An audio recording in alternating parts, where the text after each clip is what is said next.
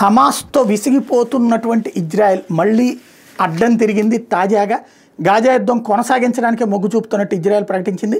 రెండో దశ కాల్పుల ఒప్పందం చర్చలు ముందుకు సాగకుండా వ్యూహాత్మకంగా వ్యవహరించింది.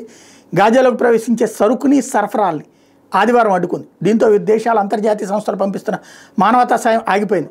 తొలి దశ కాల్పుల ఒప్పందాన్ని పొడిగించాలన్న తమ తాజా ప్రతిపాదన హమాస్ అంగీకరించకపోతే మరిన్ని తీవ్ర పరిణామాలు ఉంటాయని పేర్కొంది. ప్రస్తుత ఒప్పందం ప్రకారం తొలి దశ తర్వాత జరిగే చర్చలు ఫలవంతం కాకపోతే పోరును ప్రారంభించే హక్కు తమ దేశానికి ఉందని ఇజ్రాయెల్ ప్రధానమంత్రి నెతన్యాహు అప్పుడే చెప్పుకొచ్చారు.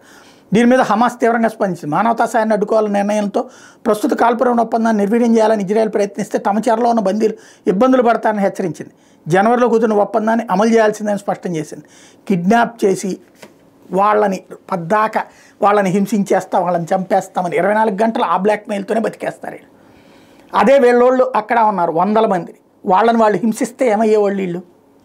కాకపోతే వీళ్ళు నీతులు చెప్తుంటారు.